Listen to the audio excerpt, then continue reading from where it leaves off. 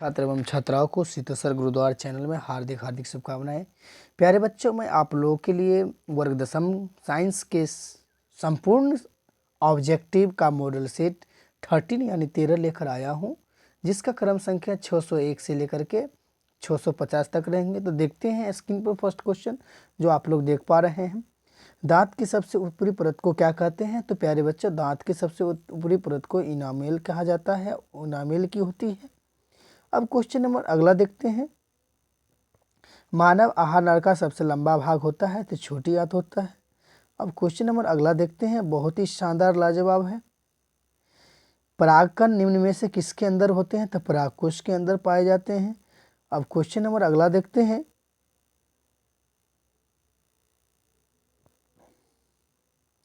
अगला क्वेश्चन है, चालनी नलिकाएं पाई जाती है तो फ्लोएम में चालनी नलिकाएं पाई जाती है।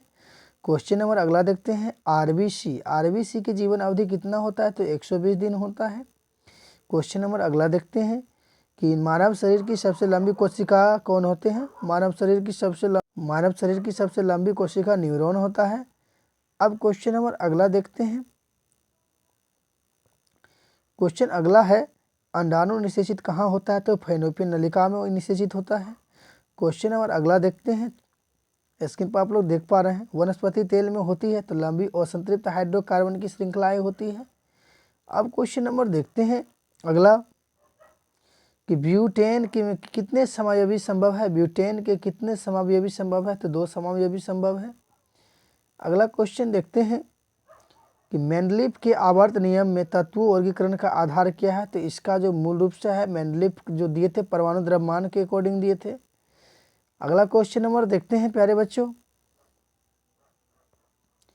अगला जो क्वेश्चन आपका है, स्क्रीन पर देख पा रहे हैं कि अमोनिया के अणु में नाइट्रोजन एवं हाइड्रोजन की परमाणु की संख्या का अनुपात कितना होता है? तो इसका जो अनुपात होता है वो NH3 होता है। तो नाइट्रोजन का 1 होगा, हाइड्रोजन का 3 होगा, यानी 1:3 होगा। अब क्वेश्चन नंबर देखते हैं 612 जो आप स्क्रीन पर देख पा रहे हैं, बहुत ही शानदार क्वेश्चन है।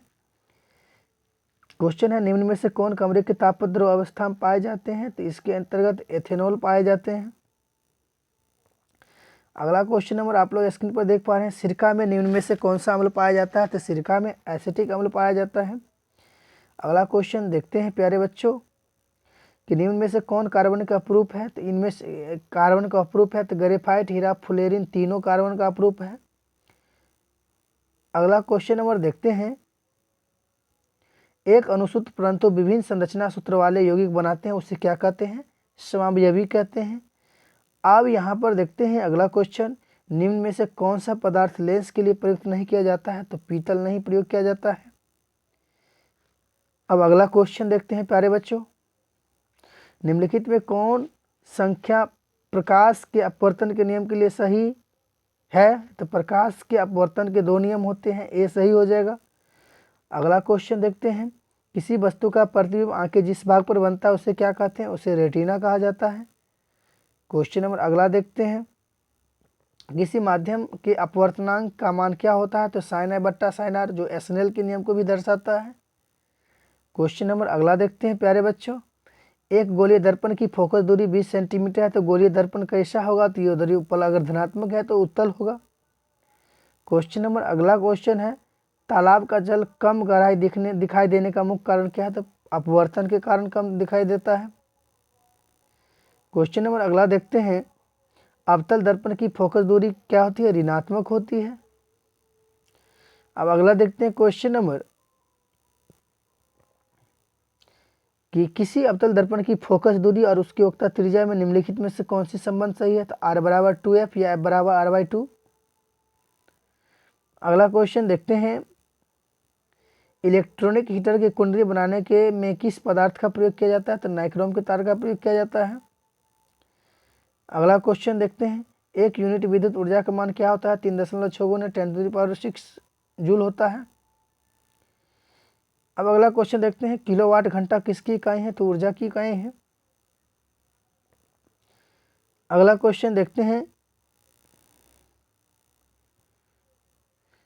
फ्यूज विद्युत धारा के किस सिद्धांत पर कार्य करती है? तो उसमें सिद्धांत पर कार्य करती है। अगला क्वेश्चन देखते हैं, वोल्ट मीटर को विद्युत परिपथ में किस क्रम में जोड़ा जाता है? तो समांतर क्रम में। और ए मीटर को श्रेणी क्रम में जोड़ा जाता है। विद्युत परिपथ में दो बिंदुओं के बीच की विभवांतर मापने वाले यंत्र को क्या कहते हैं? तो वोल्ट मीटर कहते हैं। अब अगला क्वेश्चन है, जल विद्युत संयंत्र किस ऊर्जा को विद्युत ऊर्जा में रूपांतरित करते हैं? स्थितिज ऊर्जा को। अगला क्वेश्चन स्क्रीन पर देख पा रहे हैं, विद्युत बल्ब में कौन सी गैस भरी जाती है? तो विद्युत बल्ब में निष्क्रिय गैस होता है।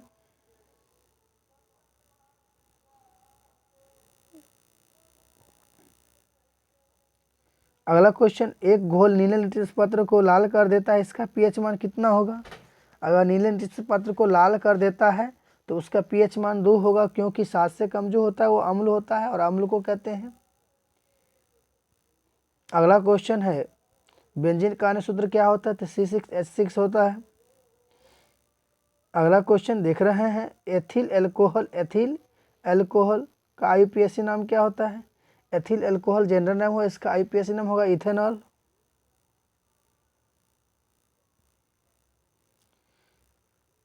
CnH2n निम्नलिखित में किसका सूत्र है? तो CnH2n ये एल्कीन का सूत्र होता है। लोहे की परमाणु संख्या कितना होता है? तो 26 होता है। अगला क्वेश्चन देखते हैं, स्टेनलेस स्टील में लोहा एवं कार्बन के अलावा अन्य तत्व कौन कौन हो रहते हैं? निकेल और क्रोमियम रहते हैं। पीतल क्या है? तो पीतल एक प्रकार के मिश्र धातु है। अगला क्वेश्चन देखते हैं, बहुत ही लाजवाब, निम्नलिखित यौगिक में से कौन अम्ल है? तो H2SO4 अम्ल है, जिसे सल्फ्यूरिक अम्ल कहते हैं। अगला क्वेश्चन देखते हैं, निम्नलिखित में कौन प्राकृतिक सूचक है? इनमें से प्राकृतिक हल्दी है। अब यहाँ पर स्पष्ट देखिए, OH अभिक्रियाशील मूलक वाले यौगिक का क्या नाम होगा? तो एल्कोहल होगा, जिसका रासायनिक नाम एल्कानॉल होता है। कैल्शियम कार्बाइड जल के साथ अभिक्रिया कर क्या देता है? तो एथाइन देता है।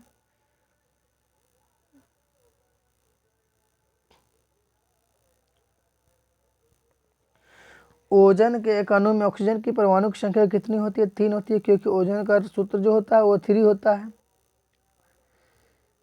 अब कमरे के ताप पर द्रव अवस्था में रहने वाली धातु कौन होते हैं? पारा यानी Hg, मरकरी जिसे कहते हैं। क्वेश्चन नंबर आप देख रहे हैं, सरलतम हाइड्रोकार्बन इनमें से कौन है? तो सरलतम हाइड्रोकार्बन मीथेन है। अगला क्वेश्चन देखते हैं, निम्नलिखित में कौन क्षारीय ऑक्साइड है? तो निम्नलिखित में Na2O क्षारीय ऑक्साइड है। अगला क्वेश्चन देखते हैं, बेकिंग पाउडर एवं का एक मिश्रण है, तो NaHCO3 यानी टार्टरिक अम्ल का मिश्रण है। अब क्वेश्चन नंबर 649 देखते हैं, न्यूक्लियस शब्द किनके द्वारा दी गई थी? तो न्यूक्लियस शब्द का पूर्ण रूप से खोज रॉबर्ट ब्राउन के द्वारा किया गया था। अब क्वेश्चन नंबर सबसे लास्ट देखते हैं,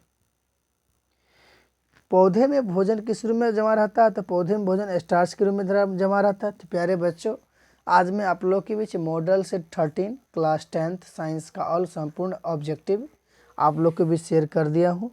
तो प्यारे बच्चों, इसके बाद मैं आपको 2 मॉडल सेट और शेयर करूँगा। उसके बाद साइंस का स्पेशल क्रैश कोर्स होगा यूट्यूब के माध्यम से, जो इम्पोर्टेंट बिहार बोर्ड के लिए सिलेक्टेड है, 100% है।